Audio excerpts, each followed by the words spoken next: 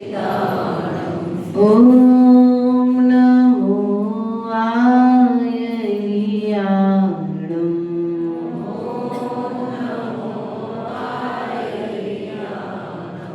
ओम नमो उवजायाणम्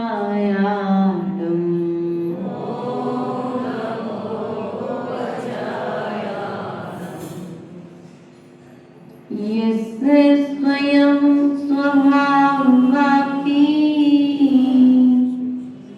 प्रभावे कृष्णकर्मणाम्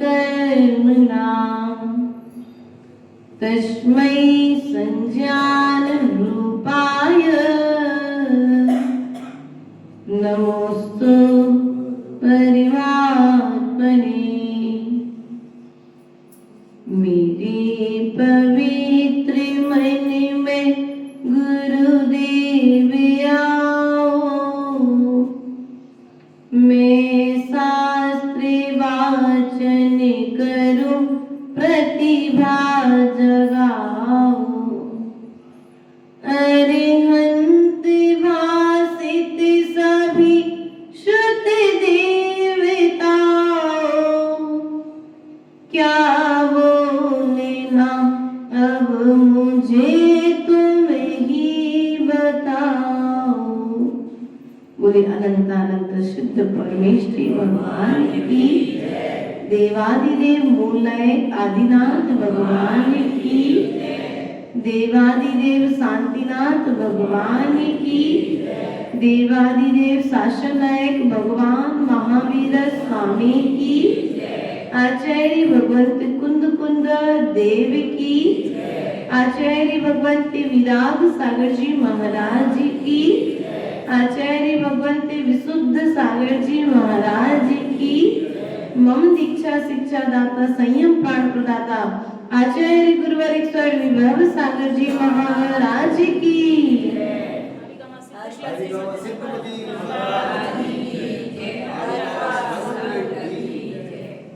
प्रिय बंधुओं, अपना विषय चल रहा था इष्ट उपदेश। क्या चल रहा था?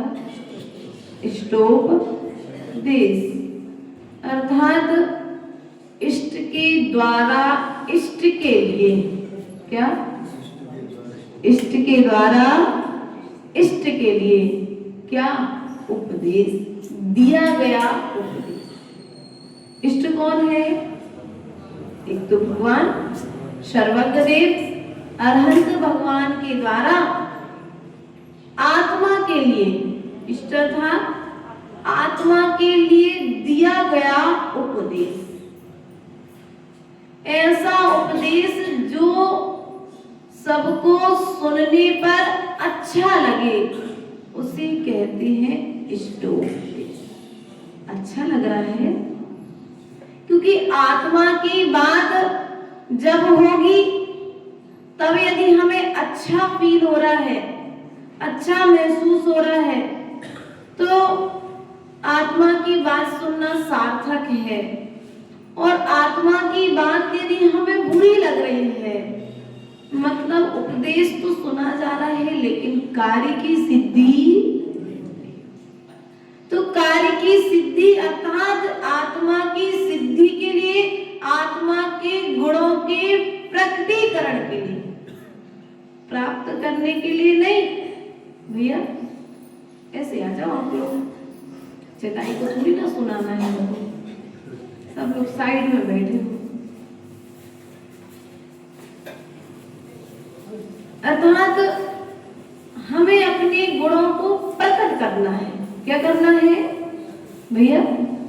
अपने गुणों को पाना नहीं है, क्योंकि जो चीज पाई जाती है वो छूट जाती है, और जो चीज प्रकटाई जाती है वो स्थायी रूप से रह जाती है। अर्थात जो हमारे गुण हैं, हमें उन गुणों को प्रकट करना है, हमें पर से पाना नहीं है। टंकी ने पानी पाया है, इसलिए एक समय के पश्चात खत्म हो गया, लेकिन कुएं ने पानी प्रगटाया है। सो पूरा गांव भी उस कुएं से पानी भर कर के ले जाए, वो पानी कभी समाप्त। उसी प्रकार से हमें गुणों को पाना है, हमें गुणों को प्रगटाना है। गुणों को पाना, हमें ज्ञान को प्रकट करना है, ज्ञान को पाना नहीं है।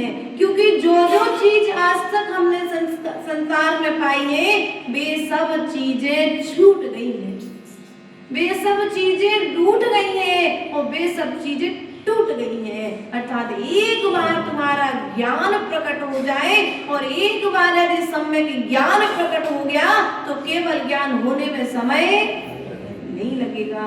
ऐसा आचार्य भगवंत ने पूर्व की कारिका के माध्यम से इष्टोपदेश ग्रंथ में कल कहा था कि जिन्होंने अपने आत्म स्वरूप को प्रकटा लिया है, क्या कर लिया है?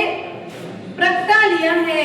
उसी प्रकार ऐसे परमात्मा के लिए मैं अपने ज्ञान को प्रकट करने के लिए नमस्कार, किसके लिए नमस्कार कर रहे हो? पाने के लिए कि प्रकटाने के लिए? हाँ, प्रकटाने का पुरुषार्थ हम सभी यहाँ पर करेंगे। इसी क्रम को आगे बढ़ाते हुए आज पुनः आचार्य भगवंत दूसरी कारिका के माध्यम से क्या कह रहे हैं उस बात को समझने का प्रयास करेंगे। योग्योपादान योगिन दृष्टा स्वर्णिता मता द्रव्यादित्वादि संपत्ता वात्मनोप्यात्मता मतः। अर्थात यहाँ पर कहते हैं कि योग्य उपादान के मिलने पर, किसके मिलने पर? योग्य उपादान निमित्त कारणों के मिलने पर क्या होता है? स्वर्ण पाषाण। कौन सा पाषाण? दृष्टा स्वर्णतामता, वह स्वर्ण पाषाण भी स्वर्ण पने को प्राप्त हो जाता है। अर्थात द्रव्यादिस्वादि संपत्ता, योग द्रव्य, योग क्षेत्र और योग्य काल के मिलने पर क्या होता है? ये आत्मा भी परमात्म अवस्था को प्राप्त। बोलो, योग क्षेत्र मिला कि नहीं मिला? है? डाउट में हो क्या? क्लियर हो ना? क्षेत्र तो योग्य मिला ना, काल छठवें काल की अपेक्षा तो योगी ही है। अब चतुर्थ काल की अपेक्षा कहेंगे तो ठीक है, लेकिन अगर छठवें काल की अपेक्षा लगाएंगे तो इस पंचम काल की विशेषता तो देखो। व्यक्ति क्या करता है भैया? व्यक्ति ऐसा कहता है, माता जी पंचम काल है, बहाने बना देता है, मोक्ष होना नहीं है, दुखमय काल है, सो नाना तरह से धार्मिक कार्यों से नियम आदि लेने से बचने का पुरुषार्थ। लेकिन इस पंचम काल की विशेषता तो देखो कि इस पंचम काल में भी तुम्हें पंच परमेष्टि के स्वरूप अरहंत मुद्रा के दर्शन हुए। तुम अरहंत भगवान की प्रतिमा के दर्शन कर पा रहे हो पंचम काल में भी। क्या तुम पंचम काल में भी भगवान के दर्शन करके सम्यक दर्शन को प्राप्त कर पा रहे हो? इसलिए प्रिय बंधुओं, कभी भी इस पंचम काल के लिए ये मत मानना, इस पंचम काल में भी तुम अपने उपादान को जागृत करने का प्रयास करना।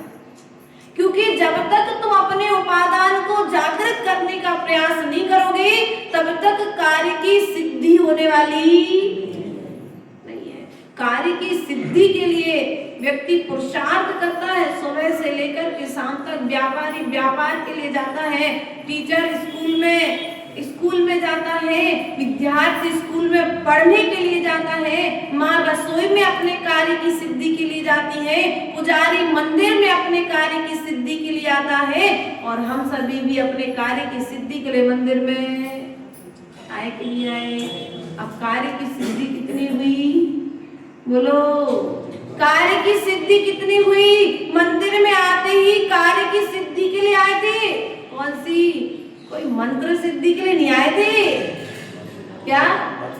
कोई मंत्र सिद्धि के लिए मंदिर में नहीं आए थे। हम तो अपने आत्मा के गुणों के प्रकटीकरण के लिए मंदिर में आए थे कि भगवान जैसे गुण आप में है बस वैसे ही गुण मेरे भीतर में है, बस आपने प्रकट कर लिए हैं और मेरे भी गुण आपकी पूजन से प्रकट।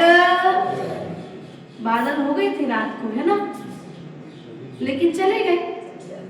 सूरज वापस, जैसे बादल हटे सूरज का प्रकाश, ऐसे ही कर्मों के बादल हटेंगे तो तुम्हारा ज्ञान भी प्रकट होने में समय नहीं लगेगा। इसलिए तुम्हारे लिए वर्तमान पंचम काल में योग्य द्रव्य मिला है, योग्य क्षेत्र मिला है, योग्य काल मिला है। अब करना क्या है? इस काल के अनुरूप तुम्हें अपने परिणामों को मंगल करना है। क्या करना है? बोलो। वैद्य के पास में जाओगे, दवाई खरीदने के लिए मेडिकल पर जाओगे तो दवाई में तो फिर भी लिखा होगा 25 mg, 50 mg, 100 mg, 500 mg, और छोटे के लिए अलग, बड़े के लिए अलग और बीच वाले के लिए अलग। उसमें भी डिग्री वहां पर बांट देंगे किसके लिए कौन सी mg की, कितने mg की दवाई देना है। लेकिन यहाँ पर हमारे भगवान ने दवाई बांटी नहीं है। उन्होंने तो कहा छोटा लेगा तो छोटे के लिए भी फायदा करेगी और बड़ा लेगा तो बड़े के लिए भी फायदा करेगी। हमारी दवाई में mg का कोई काम, इन्फेक्शन का कोई काम, बोलो, उसकी कोई क्या होते हैं एक्सपायरी डेट कभी भी एक्सपायर होने वाली। तुम जीते जी लोगे तो भी तुम स्वस्थ रहोगे और अंतिम समय तक लोगे तब भी स्वस्थ रहोगे। इस जन्म में लोगे तो भी तुम्हारे लिए स्वस्थ बनाएगी और अगले जन्म में लोगे तो अगले जन्म में भी स्वस्थ बनाएगी। अर्थात जिनेंद्र भगवान की वाणी की विशेषता तो यही है। इसलिए प्रिय बंधु, अपने स्वभाव के प्रकटीकरण के लिए योग्य द्रव्य, योग्य क्षेत्र, योग्य काल और योग्य भाव के मिलने पर हमें अपने भाव परंपरा को रोकना है। किसके बल पर? बोलो। बस माता जी भाव नहीं होते, बाकी सब कुछ बढ़िया है। क्या भाव ही तो नहीं होते और भाव ही तो करना है हमारे लिए। अनादि काल से हमने अपने भाव बिगाड़े हैं, इसलिए हमारा भाव बिगड़ा है। और यदि भाव सुधर जाए तो सबको सुधरने में समय। अभी मंदिर में बैठे हो, कितने अच्छे भाव हो रहे कि नहीं हो रहे? लड़ने के भाव तो नहीं हो रहे, किसी से झगड़ने के भाव हो रहे हो। यदि तुम इतने अच्छे स्थान पर आए हो, परिणाम बहुत अच्छे हो रहे हैं। आहार देते समय परिणाम बहुत अच्छे होते हैं। अभिषेक का कलश उठाते समय परिणामों में निर्मलता रहती है। प्रिय बंधुओं, जब जब तुम्हारे परिणामों में निर्मलता है उतने उतने समय तुम्हारे भाव की परंपरा का नाश हो रहा है। अर्थात जितने समय निर्मल परिणाम उतने भावों का नाश।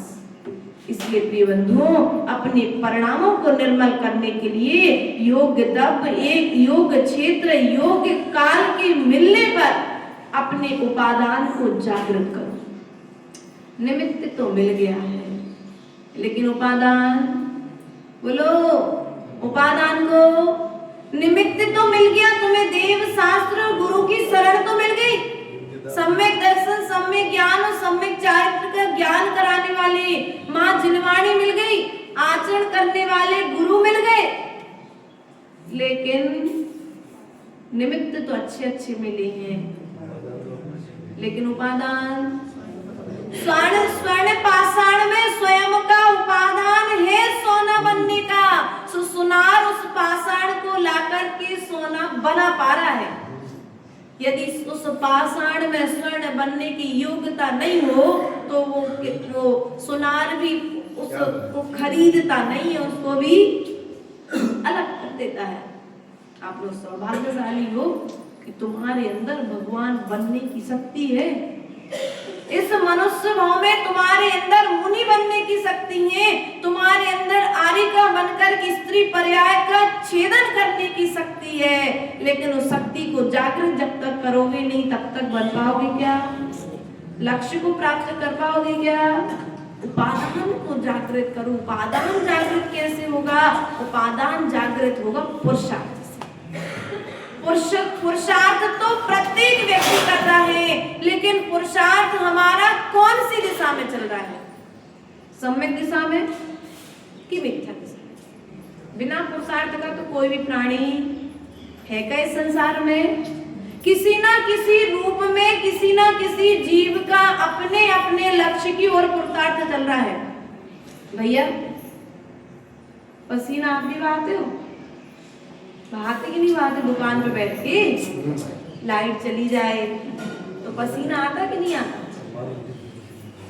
और साधु भी पसीना बहाता है, लेकिन दोनों के पसीना बहाने में, बोलो, दोनों के पसीना बहाने में एक पैसे के लिए पसीना बहा रहा है और एक कर्मों की निर्जरा के लिए, एक जीव दया के लिए, एक अपने मूल गुणों के निर्दोष पालन के लिए। बताओ कर्म की निर्जरा कौन कर रहा है? हम भी जीव हैं, तुम भी जीव हो, तुम भी संसारी हो, हम भी संसारी हैं, लेकिन दोनों कार्य कर रहे हैं, लेकिन एक कार्य कर्म का बंध कर रहा है और एक कर्म से छूट रहा है। अब बताओ कर्म से छूटने का उपाय क्या है?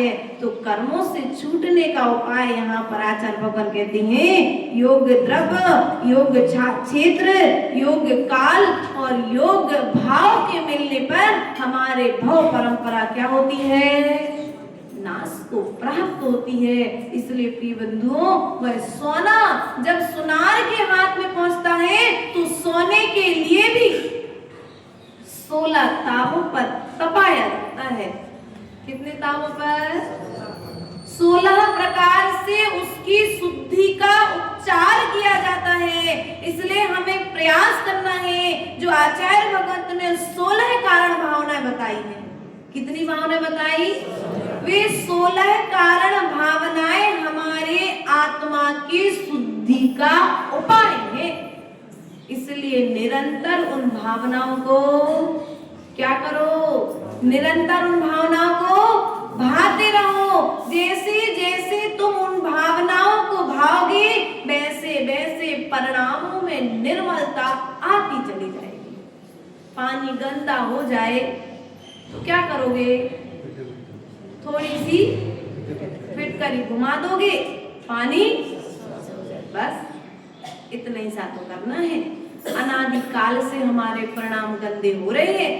थोड़ी सी चिन्हवाणी का ज्यादा तो देखो, जितना पूर्व के आचार्यों को था, पूर्व की सतियों आरिकाओं को हुआ, उतना ज्ञान तो नहीं हो सकता, लेकिन फिर भी थोड़ा बहुत कुछ तो, एक राई के दाने से भी यदि कुछ छोटा अंश हो सकता है तो उसके बराबर तो हम थोड़ा बहुत पुरुषार्थ करके उसका आचरण करने का कार्य, क्योंकि जब तक आचरण नहीं करोगे तब तक तुम्हें कितने अच्छे ही निमित्त मिल जाए, तुम उस कार्य की सिद्धि को प्राप्त करने वाले। हमें आत्मा को प्राप्त करना है, हम आत्मा है। हमने आज तक क्या किया? जैसे जल से भिन्न कमल है कि नहीं है? जल से भिन्न, वैसे ही इस शरीर में रहने वाला आत्मा भी इस शरीर से, लेकिन हमने क्या किया? इस शरीर को और आत्मा को, बोलो, इस शरीर और आत्मा को एक मान करके रखा है। और जब एक मेघ मान करके रखा है तो कर्म का बंध भी, बोलो, कर्म का बंध भी हो रहा है कि नहीं हो रहा है? इसलिए कर्म के बंध से यदि तुम्हें बचना है तो इन इंद्रियों के द्वारा जो तुम सुख प्राप्त कर रहे हो, उस सुख की ओर जो अग्रसर बुद्धि है, उस बुद्धि को त्याग करना पड़ेगा। सुख पाना है कि प्रगटाना है? भैया, सुख पाना है कि प्रगटाना है? इंद्रियों के माध्यम से सुख पाया गया था, इसलिए छूट गया है। इंद्रियों के निमित्त से सुख पाया था, लाइट चली गई, लाइट तो सुख भी।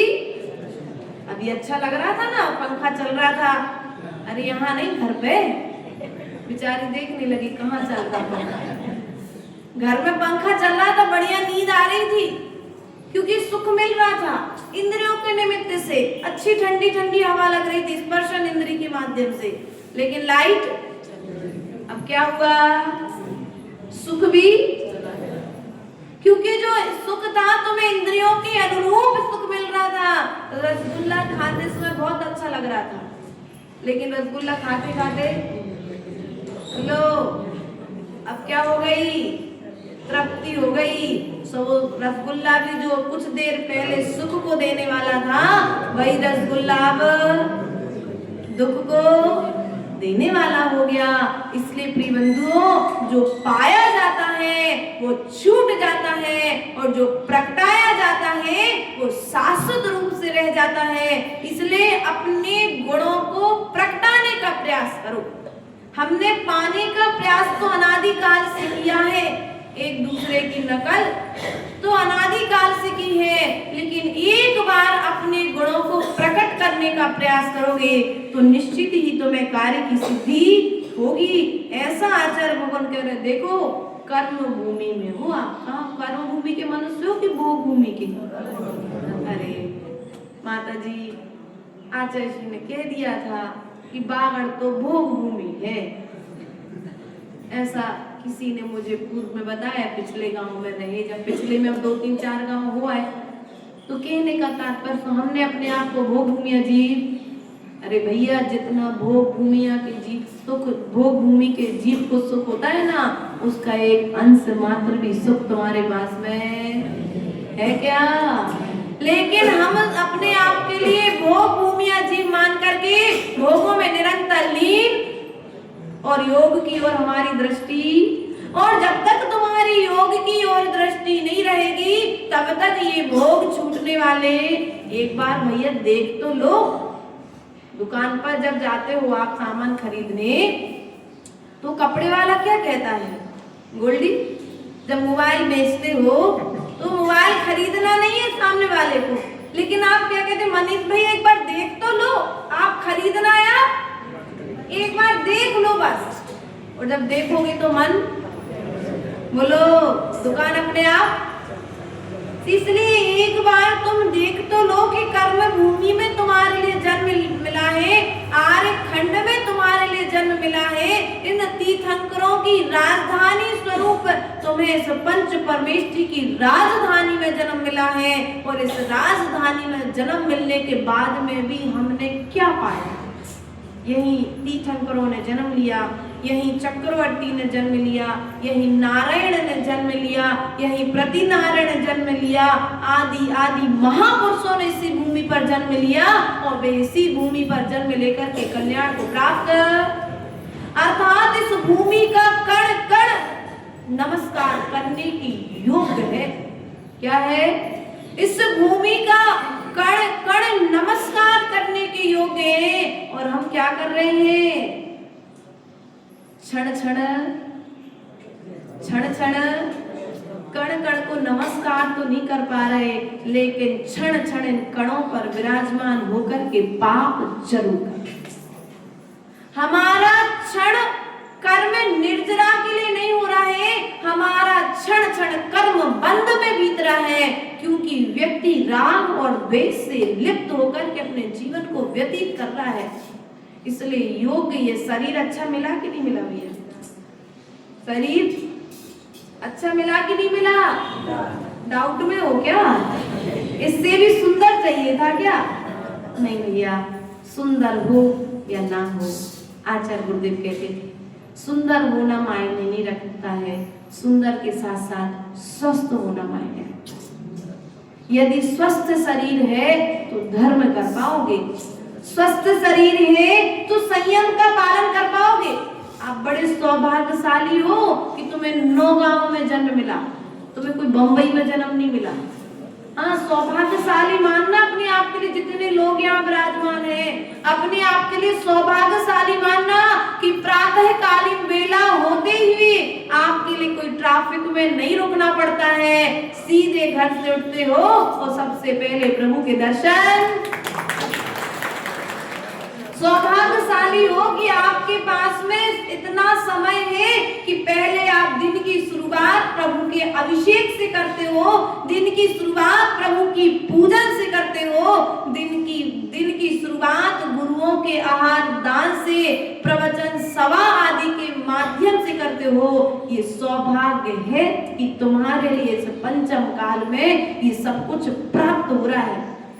पंचम काल में भले ही तुम पंच परमेष्ठी के श्रेणी में नहीं आ सकते हो, लेकिन पंच परमेष्ठी बनने की तैयारी जरूर करो। क्या तो मैं पंच परमेष्ठी अर्थात बन जाओ आप लोग, तो आचार्य बन जाओ, कोई बड़ी अच्छे बड़े वाले, कोई अच्छे मुनि बन जाओ, कोई उपाध्याय बन सकता है। पंच परमेष्ठी यदि पुरुषार्थ करो तो मुनि बनने की क्षमता है, और नहीं करो तो मुनि भी तो कर ही रहे हैं, घर घर की कर रहे कि नहीं कर रहे, अपने अपने घर की मुनि भी तो सब लोग चाहो तो मुनि बन सकते हो, और वरना मुनि भी तो हिसाब किताब घर का सब कुछ लेखा जोखा है, मुनि तो हो ही घर घर के। इसलिए प्रिय बंधुओं, ये योग तुम्हें शरीर मिला है, इस शरीर को असंयम में बर्बाद मत करो, और संयम का पालन करते हुए भी देखो पंचम काल में कितनी बड़ी विशेषता है। आचार्य गुरुदेव ने लिखा है गुरु पूजन में, दुर्लभ गुरु दर्शन मिलन, दुर्लभ गुरु से ज्ञान, दुर्लभ से दुर्लभ महा गुरु से दीक्षा दान। क्या क्या कहा? दुर्लभ गुरु दर्शन मिलन। इसी पंचम काल में 500 वर्ष पहले ऐसे जीव हुए जिनके लिए मुनिराजों के दर्शन नहीं हुए। गलत तो नहीं कहा भैया? ऐसे समय रहा कि मुनिराजों के दर्शन नहीं मिले, और आप सब सौभाग्यशाली हो कि एक साधु जाता है और दूसरा साधु तुम्हारे नगर में आता है। बताओ 500 साल वाले ज्यादा पुण्यशाली थे कि आप ज्यादा पुण्यशाली हैं? बोलो तो। आप पुण्यशाली तो हो, लेकिन इस पुण्य को सौभाग्य मान रहे हो कि दुर्भाग्य मान रहे हो? नहीं। कब तक चौका लगाएंगे? गलत तो नहीं कह दिया मैंने? ये तो नहीं सोच रहे कि अरे कब तक चौका लगाएंगे, महाराज जी माता जी तो आते ही रहते हैं। नहीं भैया, आचार्य भगवान कहते हैं जो सम्यक दृष्टि श्रावक होता है वो कभी साधुओं की वंदना से थकता नहीं है, वो अपने सम्यक के पालन से कभी डिगता नहीं है। वो तो हमेशा यह विचार करता है कि मेरे ये दोनों नयन आज यदि सफल करना है तो मुझे गुरु के दर्शन और प्रभु के दर्शन से अपने दोनों नयनों को सफल करना है। चक्रवर्ती पहले मुनिराज को आहार दान देता था, बाद में अन्य कोई कार्य किया करता था। और हमारे पास यदि चक्रवर्ती के जैसी विभूति है, जैसी है, गलत कह दिया है, तिनका भी नहीं है, लेकिन फिर भी एम तो, अरे वो बस वही लेकर के जा रहे थे हम आपको। अहंकार चक्रवर्ती से भी, अरे तुम लोग की नहीं कह रहे, तुम लोग तो बहुत अच्छे हो। बेचारे सब कह रहे हैं इतनी अच्छी कह रहे थे बात, और अब अहंकार की करने लगे। अहंकार आता कि नहीं आता हमारे भीतर में?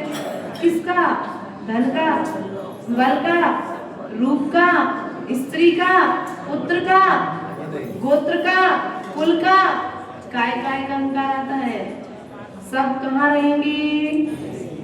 बोलो। सब यहीं छूट जाएंगे, सब क्षण मात्र है। तुम्हारा रूप भी आज जितने सुंदर दिख रहे हो वो आगे तुम्हारे साथ में रहने वाला, तो साथ में रहने वाला कौन है? साथ में रहने वाला है तुम्हारा स्वभाव, जिसे तुम एक बार प्रकट कर लोगे फिर वो छूटने वाला, बस जान तो लो, ज्ञान तो कर लो एक बार कि तुम हो क्या चीज। तुम वही हो जो पार्श्वनाथ भगवान थे, तुम वही हो जो भगवान महावीर स्वामी थे, तुम वही हो जो भगवान आदिनाथ थे, अर्थात शक्ति की अपेक्षा से। किसकी अपेक्षा से भैया? शक्ति की अपेक्षा से देखा जाए तो जितने गुण प्रभु में हैं उतने ही गुण, बोलो, एक भी गुण कम है क्या? एक भी गुण कम नहीं है, ऐसा भगवान ने बतलाया है। लेकिन गुणों को प्रकट कितना किया हमने। हम यहाँ पर गुणों को नमस्कार करने आए हैं, स्वभाव की वंदना करने के लिए आए हैं। तो प्रयास और पुरुषार्थ करो कि तुम्हारा खुद का स्वभाव भी प्रकट हो जाए। दूसरे के कुएं से कब तक पानी भर करके लाओगे? एक ना एक दिन तो तुम्हें अपने घर पर कुआं स्वयं, अर्थात तुम शास्त्रों से ज्ञान कब तक ग्रहण करोगे? तो आचार्य गुरुदेव कहते हैं शास्त्रों से ज्ञान जब तक ग्रहण करना जब तक केवल ज्ञान की प्राप्ति ना हो जाए। क्या करना? शास्त्र स्वाध्याय। किसी श्रावक ने कहा हम कब तक प्रवचन सुने? खूब प्रवचन सुने हमने, तो खूब शास्त्र पढ़ लिए, अब तो थक गए। वही सम्यक दर्शन, ज्ञान, चारित्र की बात आती, निमित्त, उपादान, यही सब चीजें आती है, अब नहीं पढ़ना।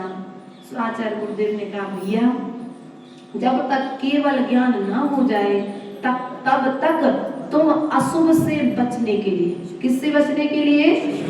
बोलो, अशुभ से बचने के लिए तुम तब तक श्रुत का अभ्यास करते रहो, क्योंकि जब जब तक तुम श्रुत का अभ्यास करते रहोगे उतने समय के लिए तुम पाप से बचते। क्या कर रहे हो अभी? पाप कर रहे कि पुण्य कर रहे? अभी शुभ का आश्रय चल रहा कि अशुभ का आश्रय चल रहा है? पक्का में ना शुभ का बंध चल रहा ना? क्यों? क्योंकि वर्तमान क्रिया में किसी भी तरह की कोई राग द्वेष की बातें, ऐसा भीतर में फील हो रहा है। वास्तविकता में ये गलती करते तो हम ही हैं, और हम ऐसा कर सकते हैं। कैसा? जैसा भगवान ने किया।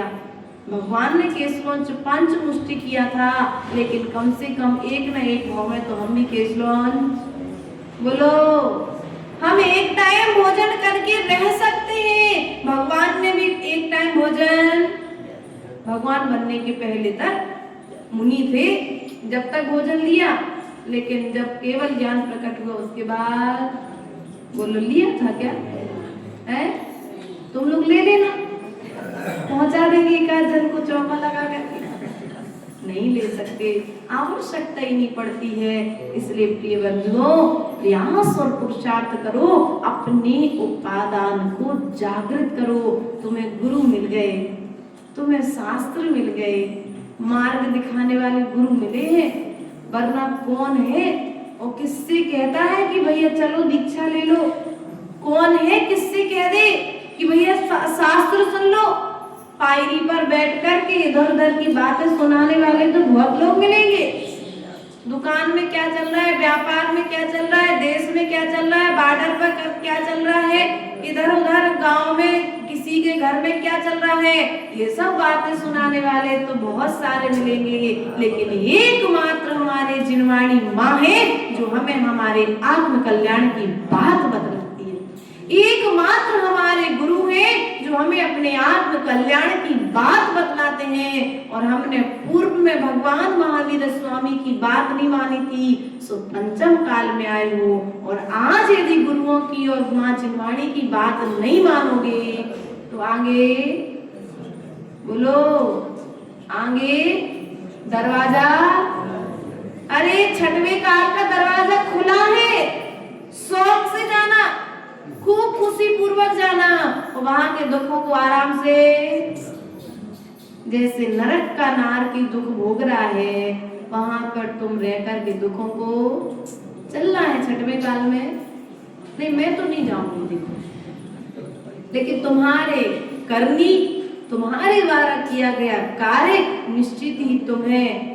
6वें काल में ले जाएगा और तुम्हारे द्वारा किया हुआ कार्य ही तुम्हें स्वर्ग और सिद्धालय में लेकर के जाएगा। इसलिए अपन को जाना कहाँ है? जाना कहाँ है? अभी निश्चय नहीं किया, अभी तो घर जाना है माता जी, अभी तो घर जाना है, सिद्धालय बाद में जाएंगे, नाश्ते का टाइम हो गया है। इसलिए प्रिय बंधुओं, नाश्ता तो हमने अनादि काल से किया है, इस उदर की पूर्ति हमने अनादि काल से की है, क्योंकि आचार्य भगवंत ने कहा है 6 ढाला काल में कि यदि हमने इतना भोजन किया है, इतना भोजन किया है कि यदि उस भोजन का हिसाब लगाया जाए ना तो सुमेरु पर्वत के जैसे पर्वत खड़े हो जाएंगे, लेकिन फिर भी उस भोजन का हिसाब, हमने इतना पेय पदार्थों को ग्रहण किया है कि समुद्र के समुद्र भर जाएंगे, लेकिन उन पेय पदार्थों का हिसाब नहीं लगाया जा सकता। इस तरह के विचार अपने जीवन में प्रवेश कराते रहो, धीरे धीरे विचारों को लाओ और संसार से विरक्त होने का प्रयास करो, क्योंकि भरत चक्रवर्ती भी संसारी थे और संसार में रह करके उन्हें विरक्ति को प्राप्त किया है, कोई सिद्धालय में जाकर के विरक्ति को प्राप्त नहीं किया है।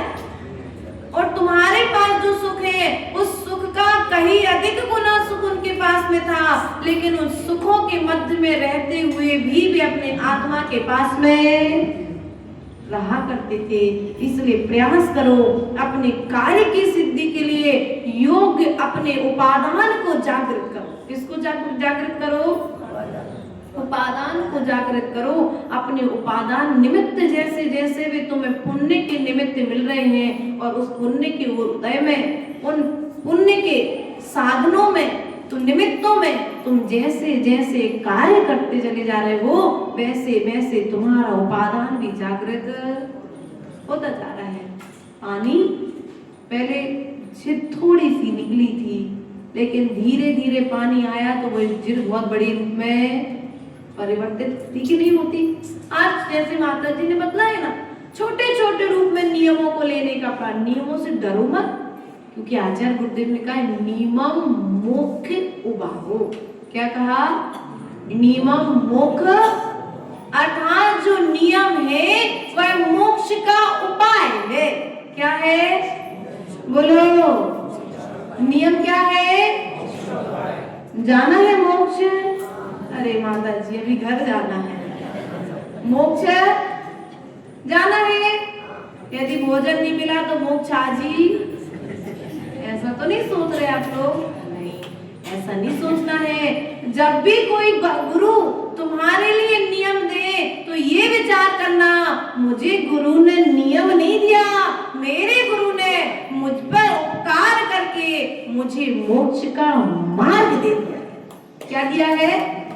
मुझे मोक्ष का मार्ग दे दिया है, क्योंकि अंजन ने कोई ज्यादा बड़ा नियम नहीं दिया था, उसने तो मात्र श्रद्धान किया था। उस चंडाल ने कोई ज्यादा बड़ा नियम नहीं लिया था, मात्र अष्टमी चतुर्दशी के दिन बलि नहीं चढ़ाऊंगा था, फांसी नहीं दूंगा, इतने सा तो नियम लिया था। उसके प्रभाव से वह भी स्वर्ग, तो पंचम काल में हम कम से कम सिद्धालय नहीं जा सकते, तो स्वर्ग तक जाने के लायक तो कार्य, इतने तो कार्य करो कि स्वर्ग स्थायी रूप से, जब तक ये पंचम काल और 6वां काल समाप्त ना हो तब तक के लिए तो हम स्वर्ग में रुक जाएं, और जैसे ही 5वां और 6वां खत्म हुआ, आयु कर्म खत्म हो, 4थे काल में आकर के जन्म लेकर के मुनि बन करके हमें मोक्ष जाना है कि नहीं जाना है? जाना है। तो अपने उपादान को जागृत करो। तुम्हें जितने भी निमित्त पंचम काल मिले हैं ये मोक्ष का साधन है। मंदिर क्या है? बोलो, मंदिर मोक्ष का साधन है। ये शास्त्र मोक्ष का साधन है कि नहीं है? शास्त्र मोक्ष का साधन है, गुरु मोक्ष का साधन है, मंदिर में रखी माला तुम्हें मोक्ष का साधन है कि नहीं है? जितनी वस्तुएं तुम्हें यहाँ पर दिखाई दे रही हैं उन सबको तो मोक्ष का साधन भी बना सकते हो, और इन्हीं सब वस्तुओं को तुम नरक और निबोध का साधन बना सकते हो। कि वो ये गलत तो नहीं कह दिया। यशोधर मुनिराज ने मुनिराज की विनय की थी। श्रेणिक चरित्र में श्रेणिक कुमार ने यशोधर मुनिराज की अभिनय की थी, सो नरक में गया, और विनय की थी सो सिद्धालय जाएगा। मुनिराज वही थे, जीव भी वही था, दोनों जीव एक थे, दोनों जीव वही थे, लेकिन दोनों जीवों के परिणामों में, दोनों समय के परिणामों में अंतर देखिए। जब श्रेणिक ने उपसर्ग किया, मुनिराज ने अपने परिणामों में समता को धारण कर दिया, और जब राजा श्रेणिक ने मुनिराज की वंदना की तो मुनिराज ने धर्म वृद्धि वस्तु दोनों को एक साथ आशीर्वाद दे दिया। इतने के प्रभाव से उसके भीतर में अपने किए हुए कृत्य के प्रति ग्लानि पैदा हुई, और ग्लानि के बल पर क्या हुआ, उसने जो कर्म किया था वह कर्म पश्चाताप रूप में परिवर्तित हो गया, और पश्चाताप रूप में जो कर्म कटा सो निंदा की सो नरक में गया, और वंदना की सो सिद्धालय में जाए। इसलिए प्रयास करो, कभी किसी की निंदा बोलो ये मुख है, ये मुख है, तुमने बोला सो झगड़ा हो गया, और प्रभु ने बोला सो धर्म तीर्थ चल गया। बोले दोनों थे, शब्द तुमने भी निकाले और शब्द प्रभु ने भी निकाले थे, लेकिन दोनों के शब्दों में अंतर। इसलिए प्रिय बंधुओं, शब्दों के माध्यम से अपने उपादान को जागृत करो, कभी भी अपने इन इंद्रियों का दुरुपयोग मत करो। क्या? कभी भी इन इंद्रियों का दुरुपयोग। प्रभु ने आंखें खोली तो प्रेम से देखा, और हम आंखें खोले तो बोलो गुस्से से नहीं देखना है। हमारी वात्सल्य की दृष्टि सदा सब पर बनी रहे तो निश्चित ही हमारा कल्याण होता रहेगा। आज बड़ी प्रसन्नता की बात है, समर सिटी चातुर्मास हुआ 2025 का, और हमारे अनीस पहाड़िया जी जिन्होंने आरिका रत्न सभा श्री माता जी की पिछिका प्राप्त करने का सौभाग्य प्राप्त किया, और साथ में हमारे गोल्डी भैया परिवार यहाँ पर, सब परिवार यहाँ पर पधारे हुए हैं। वास्तविकता में आप सभी ने बहुत अच्छे तरीके से चातुर्मास में सेवा की, और समय समय पर जब भी आपको संघ की याद आती है, लोग कहते माता जी आप आना हमारे गांव, लेकिन इंदौर वाले ऐसे कहते हैं कि माता जी हम बार बार आएंगे तो एक बार आप तो हमारे दरवाजे पर आओगे ही आओगे।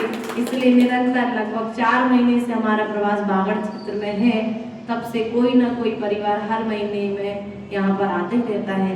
सभी के लिए हमारा बहुत बहुत आशीर्वाद। इसी तरह से आपका भी धर्म ध्यान चलता रहे। बोले भगवान महावीर स्वामी की।